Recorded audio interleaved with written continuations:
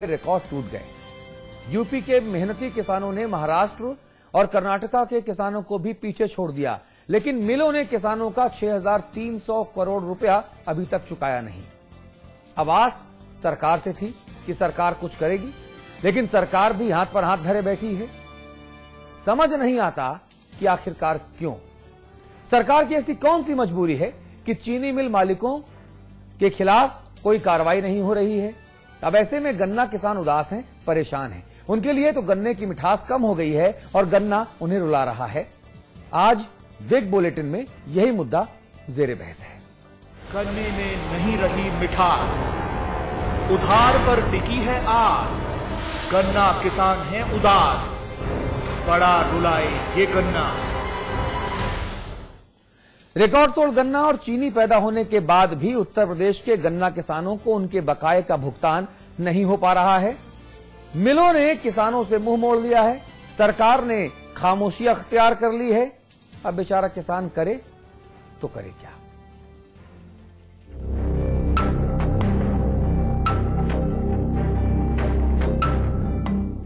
UP का अन्नदाता उदास है, निराश है, हैरान है और परेशान है। दिन रात मेहनत करके उसने जो मीठा गन्ना पैदा किया, उसने पिछले सभी सालों के रिकॉर्ड तोड़ दिए। 746 टन चीनी पैदा हुई। महाराष्ट्र और कर्नाटक जैसे राज्यों को यूपी ने पीछे छोड़ दिया। लेकिन विडंबना देखिए, अपनी मेहनत का भुगतान भी गन्ना किसान को नहीं मिल पाया। चीनी मिलों में पेराई खत्म हो चुकी है। मिल मालिकों ने किसान की मेहनत से उगाए गन्ने से खूब मुनाफा कमाया और अब किसान की तरफ से मुंह फेर लिया। रिकॉर्ड चीनी उत्पादन होने के बावजूद गन्ना किसानों का बकाया 6,308 करोड़ रुपए से ज्यादा पहुंच गया है। गन्ने का बहुत सा पेमेंट आज भी बकाया है और ये आमतौर पर ये जो है समस्या गवर्नमेंट इंस्टीट्यूशन। देखिए, जो वर्तमान सरकार है और जो पिछली सरकार है, दोनों किसान विरोधी हैं। इस समय 6,000 नहीं 6,300 करोड़ से ज्यादा गन्ना किसानों का निजी और सरकारी चीनी मिलों पर बकाया है और सरकार कोई ध्यान नहीं दे रही है। देश के दूसरे राज्यों में चीनी उत्पादन में गिरावट आई, लेकिन यूपी के किसानों ने पसीना बहाकर ऐसी क्वालिटी का गन्ना दिया कि चीनी मिलें मालामाल हो गईं और 2006 के बाद पहली बार सबसे ज्यादा चीनी पैदा हुई। यूपी के गन्ना किसानों की मेहनत के गवाह इंडियन शुगर मिल एसोसिएशन के ये आंकड़े हैं, जो बताते हैं कि इस बार पूरे देश में चीनी उत्पादन में 1.5% की गिरावट दर्ज की गई, लेकिन यूपी में चीनी उत्पादन 5% तक बढ़ा है। यानी किसानों ने अपनी पूरी मेहनत से गन्ना उगाया, चीनी मिलों ने भी गन्ना बेचकर खूब मुनाफा कमाया, लेकिन गन्ना किसानों को अभी तक उनका हक क्यों नहीं दिया गया? आया तो है ही है, तो आज ही क्यों बकाया है? क्या पहले बकाया नहीं होता? पहले तो अभी तो 1 साल कुछ महीने का बकाया बात करते हो, पहले तो 5-5 साल बकाया रहता। पूरा कर रहे हैं उसको। गन्ना किसान रो रहा है और मिलें मुनाफा कमा रही हैं, लेकिन हे ईश्वर, किसानों का हमदर्द होने का ढोंग करने वाली सरकार आखिर क्यों चुप है? इस खामोशी के मायने क्या हैं अखिलेश जी? प्राइवेट मिलों की कारस्तानियों पर ऐसी अनदेखी क्यों? अब क्या इस मसले पर भी अदालत की फटकार के बाद ही आप सुनेंगे? क्योंकि 16 मई को इस मामले पर लखनऊ में किसान नेता बीएम सिंह की एक पीआईएल पर सुनवाई होनी है। ब्यूरो रिपोर्ट के साथ अमित रावत, समाचार प्लस। चलिए इस मुद्दे पर बातचीत शुरू करते हैं। हमारे साथ कुछ देर बाद मुन्ना सिंह चौहान साहब होंगे, आप प्रदेश अध्यक्ष हैं आरएलडी के। रविदास मल्होत्रा जी होंगे, आप सपा के विधायक हैं। इसके अलावा बीएम सिंह साहब होंगे, आप किसान नेता हैं। आप तीनों से बातचीत करेंगे। इसके अलावा अमिताभ अग्निहोत्री जी भी होंगे, आप हमारे मैनेजिंग एडिटर हैं। चर्चा अमिताभ जी से शुरू करेंगे। अमिताभ अग्निहोत्री जी, चाहे हम कितना भी गन्ना पैदा कर लें, चाहे हम कितनी भी चीनी बना लें, किसान बेचारा भूखा का भूखा रहेगा, अन्नदाता भूखा रहेगा। सरकार चुनावी घोषणा पत्र में किसानों को हम ये देंगे वो देंगे, उसका बसरे तो लिख दे कि हम किसान को अलादीन का चिराग देने जा रहे हैं चुनाव जीतने के बाद, जितना मना है उतना घिसो। गजब हो गया भाई। किसानों की सरकार है, समाजवादी सरकार है, और अभी भी किसानों का पैसा बकाया है। किसानों के खून पसीने की कमाई का क्या कोई मोल नहीं सरकार के लिए? देखिए, सबसे ज्यादा हैरानी की बात तो यह है कि केवल प्राइवेट चीनी मिलों का सवाल ही नहीं अनुज, अतुल, सरकारी क्षेत्र की जो चीनी मिलें हैं उन पर भी बकाया है।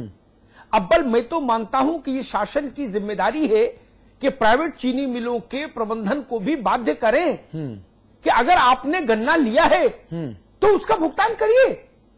आप धंधा कर रहे हैं भाई, आप लाखों किसानों की जिंदगी के साथ खिलवाड़ कैसे कर सकते हैं? ठीक बात है। और सरकार को यह अधिकार अक्षुण्ण तौर पर अपने पास रखना चाहिए कि जब चाहे तो बाजार में हस्तक्षेप कर सके। किसी भी पूंजीपति को यह छूट नहीं दी जा सकती कि लाखों लाख किसानों की जिंदगी से खिलवाड़ कर दे। और फिर जो सरकारी चीनी मिले हैं उनके साथ तो कम से कम और सख्ती होनी चाहिए थी। ये किसान दर दर क्यों भटके? लेकिन हो उल्टा रहा है, हो उल्टा रहा है। अभी बीएम सिंह जी बोलेंगे तो वो बताएंगे। मुझे कुछ स्मरण आ रहा है, पश्चिम में किसी जिले के जिलाधिकारी ने, मैं जिला विस्मृत कर रहा हूं, उस अपने जिले स्थित चीनी मिल के मालिक और जीएम को बुलाया और उनसे कहा कि भाई भुगतान करिए, भुगतान नहीं करेंगे तो आपको अंदर कर दिया जाएगा। उस अधिकारी का ट्रांसफर हो गया। जिस जिलाधिकारी ने यह पहल की कि किसानों को उनका बकाया मिले और अपने गुड ऑफिसेस का इस्तेमाल किया, अपने प्रभाव का इस्तेमाल किया निजी चीनी मिल मालिकों को समझाने और सही रास्ते पर लाने के लिए, उस अधिकारी का ट्रांसफर हो गया, उसको वहां से हटा दिया गया। इसका क्या संदेश गया? अब जो कलेक्टर वहां आएगा वो ये गांठ बांध लेगा कि भाई चीनी मिल मालिकों से अपने को उलझना नहीं। तब किसान कहां जाए? किसान कहां जाए? किसान क्या करे? कलेक्ट्रेट पर धरना दे देगा और क्या करेगा? ये जो भाव है, मैं बार बार कहता हूं, चुनाव तक, मतदान तक हर पार्टी गरीब और किसान के हक में खड़ी होती है, और जैसे ही मतगणना खत्म हो जाती है वैसे ही हर पॉलिटिकल पार्टी पूंजीपतियों के साथ खड़ी हो। जी बीएम सिंह साहब, यहां पर मैं चर्चा में आपको लेकर आना चाहूंगा। आप किसानों की लड़ाई लड़ रहे हैं, आप बहुत मेहनत कर रहे हैं किसानों को उनका हक दिलाने के लिए। मुझे समझ नहीं आता, आपकी जो आवाज है, जो मीडिया रिपोर्ट्स हैं, जो हम लोग लगातार दिन रात चिल्लाते हैं, खबर दिखाते हैं, क्या सरकारें गूंगी बहरी अंधी हो गई हैं? उन्हें अन्नदाता का पेट दिखाई नहीं पड़ता? बिल्कुल सही कह रहे हैं आप। अनफॉर्चुनेट बात है। हकीकत यह है जो अमिताभ जी ने कहा, बिल्कुल सही है। आज सरकारें जो हैं, जो अधिकारी किसान की बात करता है उसको निकालो। अभी केन कमिश्नर के बारे किसी को नहीं मालूम है, 10 दिन पहले 15 दिन पहले उन्हें नोटिस सबको भेज दिए, पेमेंट नहीं करोगे तो आरसी काट देंगे। आरसी बाद में काटेंगे, पहले केन कमिश्नर ही निकल के कामरान रिजवी का ट्रांसफर हो गया, मालूम ही नहीं किसको कहां गए। ये हकीकत है। कानून बहुत स्पष्ट है, पर केवल कानून इस्तेमाल होता है किसानों के लिए, किसानों के खिलाफ। आज की तारीख के अंदर जो गन्ना किसान ने गन्ना लगाने के लिए ऋण लिया था वो पेमेंट नहीं कर पा रहा, उसकी आरसी कट रही है। और जो किसान का पैसा बचा हुआ है, आज आपने दिखाया 6,300 करोड़, मैंने कोर्ट के अंदर आंकड़ों के साथ प्रस्तुत किया है 7,462 करोड़ 24 अप्रैल तक था जो पेमेंट नहीं हुआ, और उनकी आरसी नहीं कट रही। क्यों? वो हमें लूटते रहे, किसानों को बेवकूफ बनाते रहे। किसान को आप कहते हैं 31 मार्च से पहले पहले जो किसान अपने ऋण को वापस करेगा उसको फायदा मिलेगा, उस पेनल्टी से हमें उससे हमें आप वंचित कर रहे हो। क्यों? हमारा पैसा तो पड़ा हुआ है पर हम दे नहीं पा रहे। क्यों? क्योंकि आप दिलवा नहीं पा रहे। और सुप्रीम कोर्ट ने बहुत साफ कहा है कि केन कमिश्नर जो इस पूरी संस्था के अंदर जो एक अगवा है, वो आदमी के कहने पे किसान गन्ना डालता है तो केन कमिश्नर को ही नीलामी करे, कुछ करे, किसानों को पैसा दिलवाना पड़ेगा। अब इस पे एक बहुत छोटी सी आपसे बात करता हूं। उत्तर प्रदेश में कहते हैं पैसा नहीं। 8,000 करोड़ रुपया, 7,500 और ब्याज मिला के 8,000 करोड़ बनता है। अगर आरसी कटती है तो 800 करोड़ 10% एडमिनिस्ट्रेटिव चार्ज लगता है। वो एडमिनिस्ट्रेटिव चार्ज कहां जाएगा? खजाने में जाएगा, एक्सचेकर को जाएगा।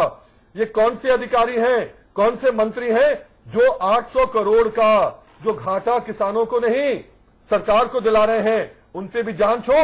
और मैं तो चाहूंगा एक प्रक्रिया हम चालू करें, सीएजी से कहें कि जो आरसी नहीं काट रहे हैं, सरकारी खजाने का भी 800 करोड़ का नुकसान कर रहे हैं, उनके खिलाफ भी कार्रवाई हो, तभी ये सीधा होगा, वरना सीधा नहीं होगा मामला। बिल्कुल जी।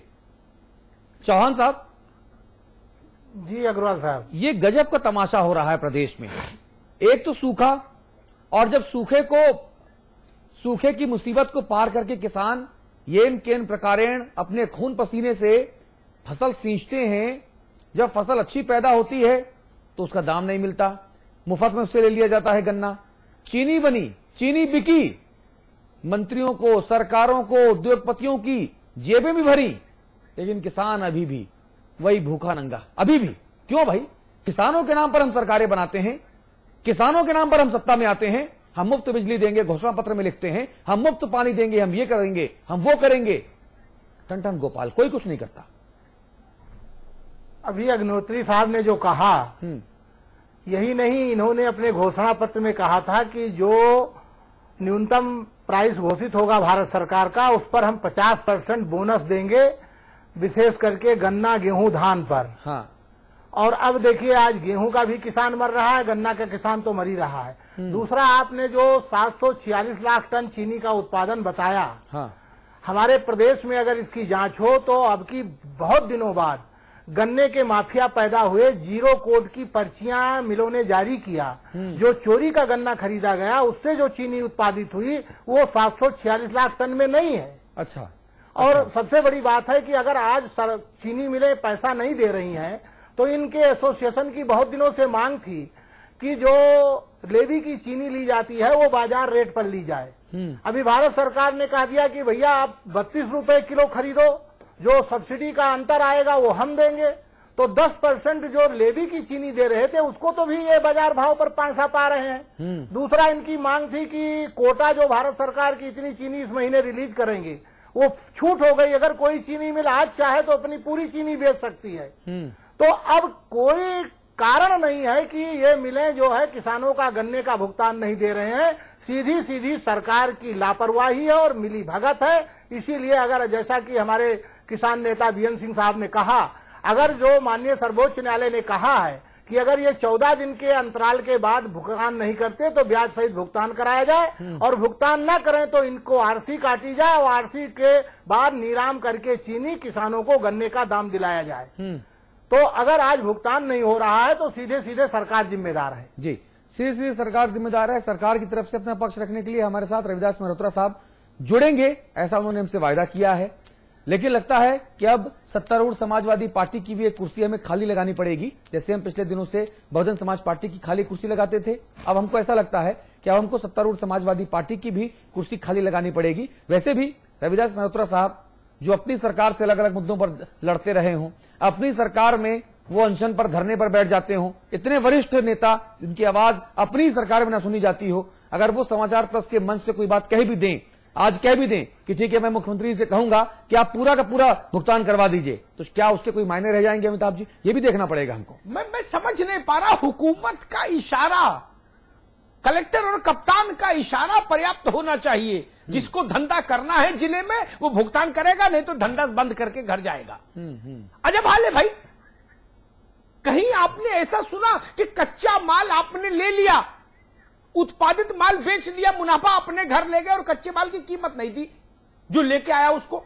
ये केवल गन्ने के मामले में होता है। और कोई सरकार रही हो, गन्ना किसान के साथ यह दुर्व्यवहार हमेशा होता रहा।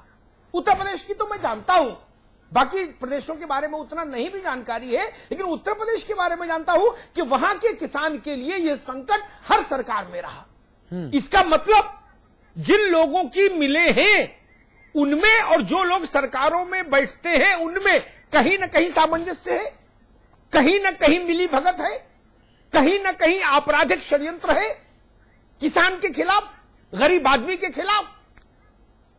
आप बाजार में बेच रहे हैं उत्पादित चीज और उसके बाद उसका कच्चे मूल्य का भुगतान नहीं करेंगे आप कच्चे माल का।